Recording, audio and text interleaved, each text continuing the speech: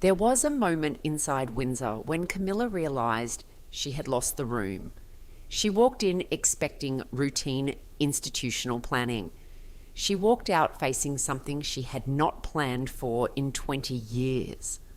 A daughter-in-law with documents, a husband's son with the spine of his mother, and a sister-in-law who never forgot what came before.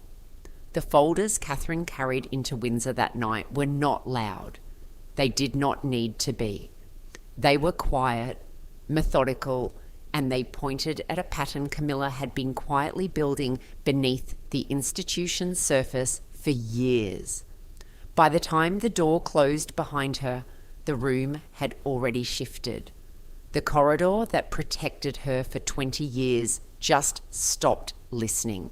And somewhere underneath everything Catherine said that evening, you could feel an older question moving through the walls.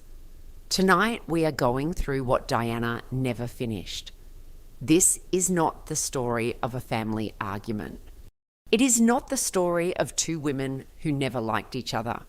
What happened inside that council chamber points at something larger and harder to look away from.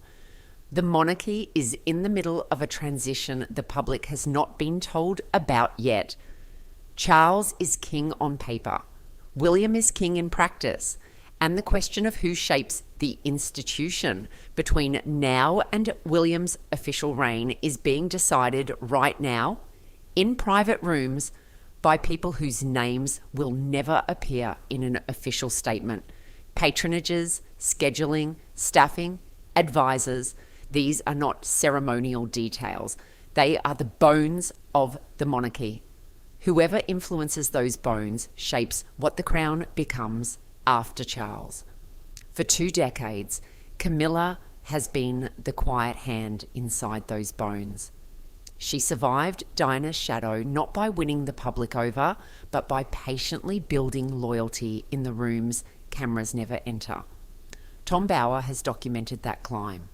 Richard Eden has tracked it for years inside the Daily Mail. The receipts are there for anyone who wants to look. And here is the part that lands. The person Camilla built her quiet network to outlast was Diana.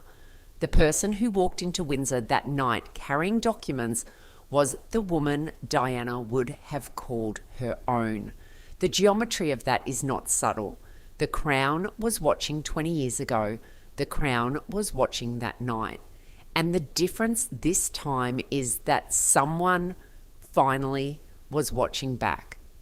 Tonight we are going through the full picture. The Windsor Council and the folders Catherine brought into it, the pattern she had been tracking for months, the patronage manoeuvring insiders called the Regency Circle, Princess Anne's quiet intervention and what she actually said, the freeze-out that followed in the days after, King Charles caught between the woman he chose and the institution he inherited, and the wider question sitting underneath all of it. Who finishes what Diana started and who pays the price for trying to stop her? To understand why Catherine's folders carried so much weight, you have to understand how Camilla built her position in the first place. This did not happen by accident. It was not a love story that softened a hostile public. It was something far more careful than that. Camilla came into royal life as the most resented figure the modern monarchy had ever had to absorb. The Diana legacy made her the villain in a story millions of people felt personally inside. The idea that she would one day be Queen Consort sounded impossible to most of the country for a very long time. She did not change that by winning hearts. She did not stage a redemption arc. She did something stranger and more patient. She stayed close to Charles. She stayed quiet when it mattered. And she slowly built relationships with the people whose loyalty actually decides how a place like the monarchy works day to day. The public face of the royal family is one thing. The real structure of influence is something else. It runs through private dinners, handwritten notes, personal endorsements, and friendships built over decades, far away from any camera. By the time Charles became king, Camilla had spent years quietly inside that structure. Tom Sykes at The Royalist has written about how senior staff and aristocratic social circles slowly reorganised around her. Alison Boshoff has tracked the same shifts at Palace Confidential. Nobody handed out membership cards, but the pattern was there. Patronages sat at the centre of it. A patronage inside the royal family is not a ribbon-cutting hobby. It is visibility. It is relevance. It is the public-facing identity of the monarchy as it moves into its next generation. Whoever shapes patronages shapes the crown's future. For years, the assumption was that those decisions flowed from clear institutional process. By every available signal, that assumption had started to slip. Catherine reportedly began noticing the slippage months before Windsor. Small things at first, a scheduling adjustment here, a staffing recommendation there, an advisor appearing inside conversations they had not historically been part of. In isolation, each change had a reasonable explanation. Together, they pointed somewhere else. Figures and aides aligned with Camilla's inner circle were quietly gaining ground inside the parts of the institution where shifts matter most. What unsettled Catherine was not any single decision. It was the cumulative direction. The crown she will one day stand beside as queen was being reshaped beneath the surface, slowly, carefully, by people who knew the cameras were not watching. Let's start with the night before the council, because that is where the decision was actually made. Sources say Catherine spent hours one evening at Kensington Palace going through a set of documents that shifted her perspective almost completely. Private correspondence, internal proposals, recommendations connected to future royal responsibilities. None of it explosive on its own. None of it the kind of thing that ends up in a tabloid headline. But together, the picture changed. Some of what she reviewed reportedly touched on future ceremonial restructuring that went well beyond ordinary planning. Adjustments to patronages, quiet repositioning of long-term institutional visibility. Pieces that would matter enormously once Charles's reign moves into its later chapter. The question Catherine reportedly kept coming back to that night was not about any single document. It was about legacy. Who quietly shapes the monarchy's identity when the current senior generation is no longer at the centre? Because that, in the end, was what every adjustment pointed at. So she made the call. She would not stay silent.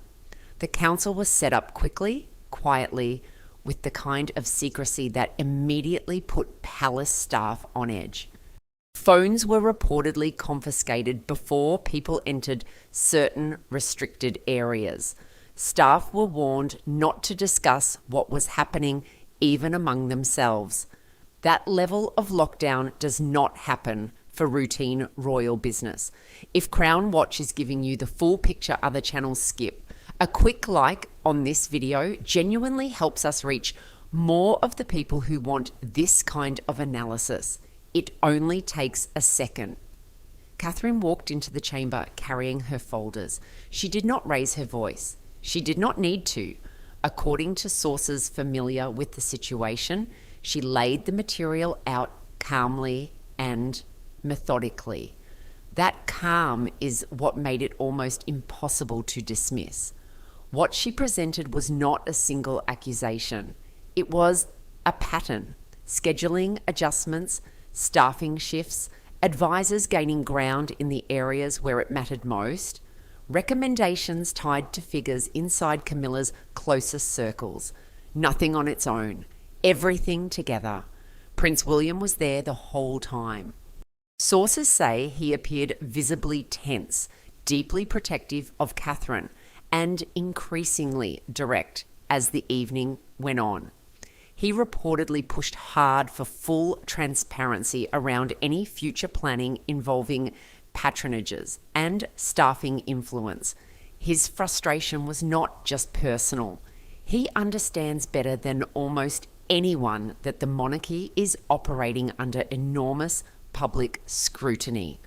The last thing the Crown can afford right now is internal distrust quietly fracturing the institution from the inside. The moment that changed the entire tone of the room was when Princess Anne stepped in. Anne has a kind of credibility inside that institution that is almost impossible to overstate. She does not play politics. She does not take sides because of personal grievance. When Anne backs someone on a matter of principle, it carries weight because the entire room knows she is not doing it for show. According to insiders, she sided with Catherine's concerns clearly and directly. She pulled the conversation back toward institutional discipline and away from personal defensiveness. Once she did, the room shifted. Camilla could no longer reframe what was happening as Catherine being paranoid or oversensitive. The conversation was no longer about feelings. It was about structure. Camilla pushed back. She had to. Sources say she rejected the concerns almost immediately, arguing that what was being described as quiet manoeuvring was routine planning, being misread by people who had always been distrustful of her. And honestly, that is a fair argument on its surface. Camilla has spent years being viewed through a lens of suspicion that has not always been fair. She knows how easily ordinary decisions can be twisted into something darker by people with a reason to undermine her. But by the time the meeting ended, the combination of Catherine's folders, William's directness, and Anne's institutional backing had already shifted something inside the room. Camilla went in as someone who had always been seen as politically untouchable in certain royal circles. She came out looking far more exposed than anyone had expected. There was also a phrase reportedly circulating among palace staff in the weeks before. The Regency Circle, different people meant different things by it. Some used it to describe a network quietly preparing for the transition into William's future reign. Others used it for a looser group of figures trying to secure long-term relevance before the generational shift arrives. The details stayed murky, but the fact that the phrase existed at all reportedly intensified Catherine's sense that unofficial structures were forming beneath the surface in ways that needed to be confronted, not ignored. Princess Anne reportedly described the core of the problem in a way that stuck with people long after she said it. Boundaries were quietly disappearing. That phrase became shorthand inside royal circles for exactly what Catherine had been trying to articulate. The monarchy had always relied on clear and visible lines separating ceremonial influence, personal loyalty, and unofficial authority. Those lines were not there for sentiment. They were there because without them, power inside the institution becomes impossible to track, impossible to contain, impossible to protect from people willing to exploit the ambiguity. Subscribe to Crown Watch and drop a comment below. Was Catherine right to walk into that room with the folders, or did she escalate something that could have been handled quietly? Both readings carry weight. We want to hear yours. The aftermath was where the real story started showing itself. Within 48 hours of the council ending, subtle shifts started appearing across royal operations. Certain meetings got quietly cancelled. Some advisors stopped showing up at engagements where they had previously been regulars. Invitations to private strategy sessions started landing differently than they had before. None of it was announced, none of it was explained. But for people inside the institution who understand how influence actually moves, the message was clear. The figures most affected, according to palace sources, were those closely aligned with Camilla's inner network. Their access did not disappear overnight. That is not how things work inside the royal family. What happened was slower and in some ways more unnerving, a gradual withdrawal of proximity, the kind of quiet institutional exclusion that leaves no fingerprints but communicates everything to the people paying attention. This is the part that lands. Camilla built her empire in whispers. Catherine answered in writing. And what Diana never finished was the part where someone finally could hold the folder and not flinch. Prince Edward and Sophie were reportedly paying close attention to the shifts too. That matters more than it might sound. Edward and Sophie are not people who involve themselves in palace drama. They have spent years carefully cultivating reputations for discretion above personal ambition. The fact that they were reportedly watching the same changes and growing uneasy about what insiders privately called the Windsor balance suggests this was never just Catherine's concern. Multiple senior royals were watching the same pattern develop and feeling the same unease about where it was heading. Charles was caught in the middle of all of it.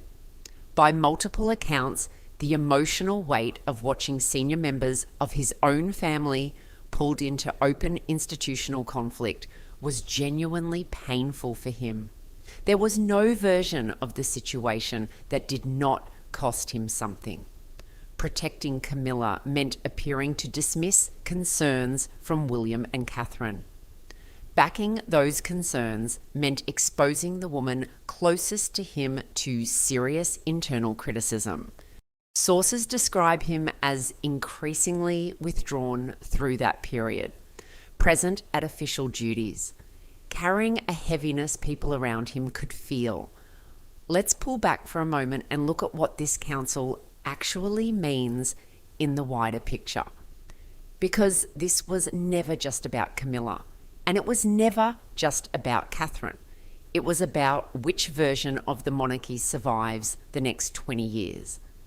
For most of Charles's reign so far, the institution has been operating in a kind of holding pattern.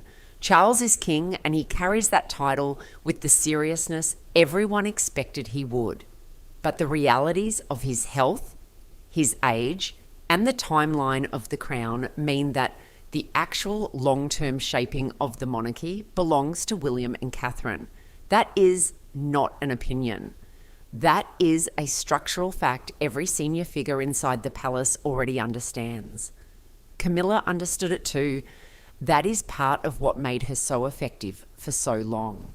She knew the window for shaping the next generation of the crown was narrow, and she used it. Her advisors, her favoured figures, her quiet patronage influence, all of it was building toward a soft post-Charles relevance that would have given her continued power inside the institution long after she stops being Queen Consort. Lizzie Cundy has touched on this dynamic on her podcast more than once. Paula Frulich has written about it too. The pattern they describe lines up almost exactly with what Catherine reportedly walked into the Windsor Council with. None of these commentators are part of an organised chorus. They reach the same picture independently because the receipts keep pointing the same direction. Diana's name keeps moving through this story, whether anyone says it out loud or not. Diana was the one who first saw how the quiet networks around Camilla worked. She was the one who paid the price for naming them. The system pushed her out and Camilla moved into the space Diana left behind. That is not editorial. That is the documented history. What is different now is the geometry of the room. Catherine carries the same kind of public love Diana once had, but she also carries something Diana never got the chance to have: institutional backing, Princess Anne in her corner, William as her partner rather than her opponent. Edward and Sophie quietly aligned with the same concerns. The senior figures of the monarchy who matter most are no longer arranged the way they were in 1997. To be fair, the counter-argument here deserves a real hearing, not a straw man version. The counter-argument would say that Catherine walked into Windsor on the strength of a pattern, not on the strength of a confirmed wrongdoing. That what she presented as quiet manoeuvring may genuinely have been routine institutional planning.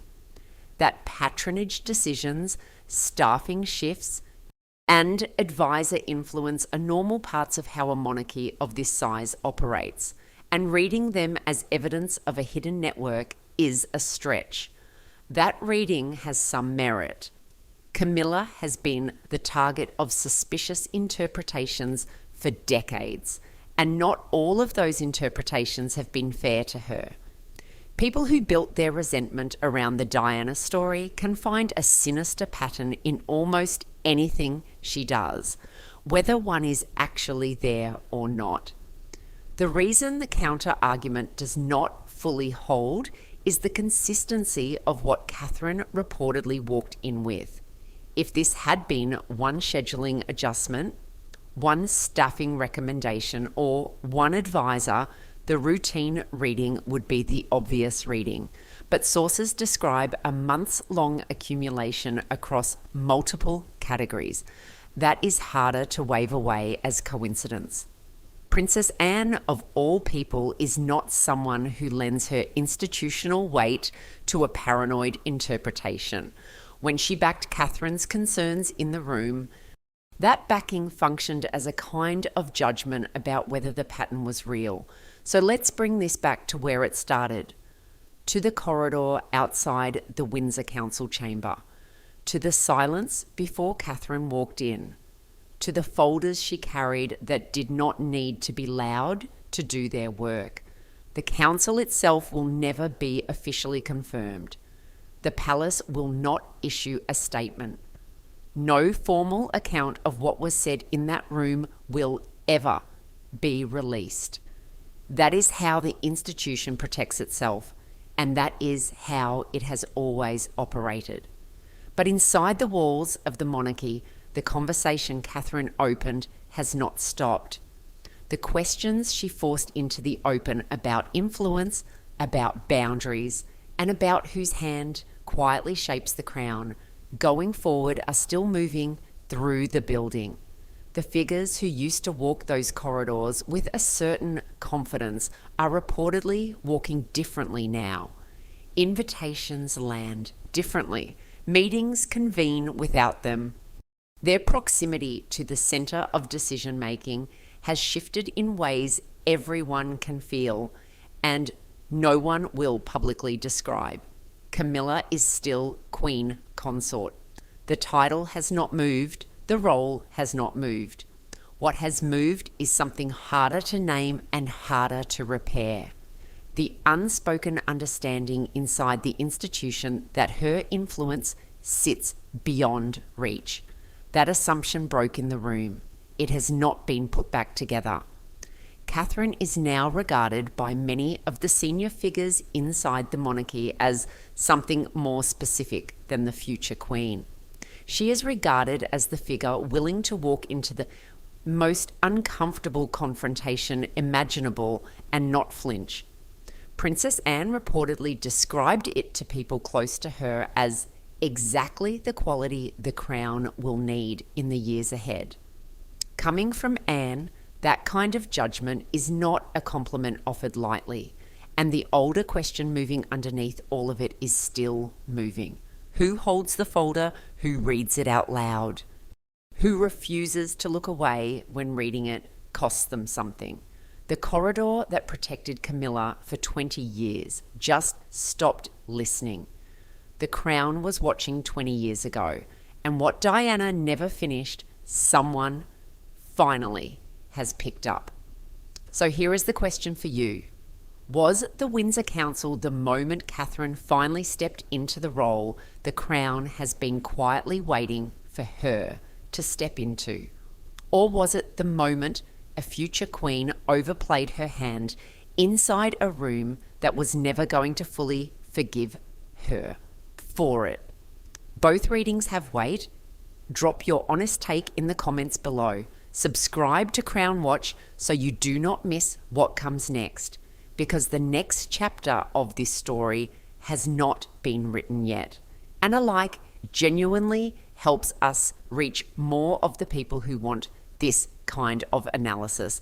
See you in the next one.